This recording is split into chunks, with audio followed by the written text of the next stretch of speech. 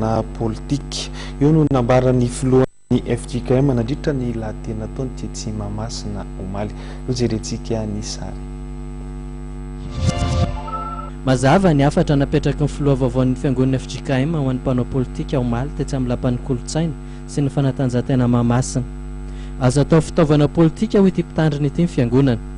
Mazava araka izany lalankizorana ho an'ity mpitandriny ity mandritra ny 4 taona hitondran'ny FJKM fa dia tsy ho azo lalaovan'ny mpanao politika intsony ny fiangonana. Nahoato ny mpanao politika rehetra eto amin'ny firenena dia tena ny manambara aminareo ny avana malala fa vahoaka malagasy iray ny tetsika mpandrosoana ka tsy maintsy miara-miasa ny fanjakana sy ny fiangonana.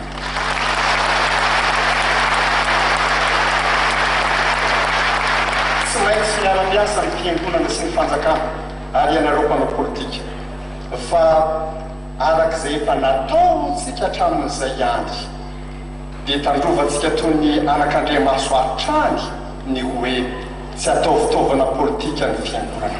Tafapaka tany amin'ireo mpanao politika tena toerana moa izany antsoavo nataony izany ka nilaza ny sasany tamin'izy ireo fa dia voaray tokoa ny afatra.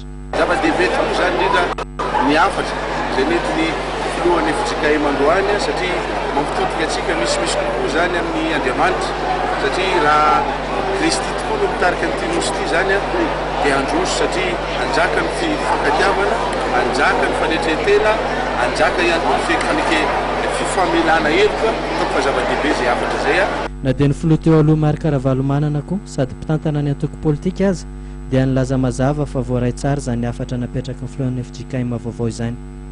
Dia raha ohatra ianao metefo amin'rehetra izany fa anjara hoe mahalala hoe izao tokony anaovana azy dia izao mamety azy.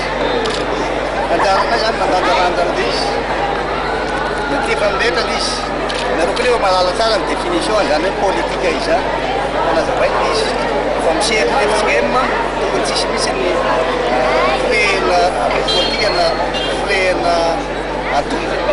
Tehaka amin'ny refidraefitra moa namalen'ireo mpino FJKM mahatonga marobe tetsy Mahamasina io antso nataon'ny mpitandrina amin'ny Andriamahazosoa io.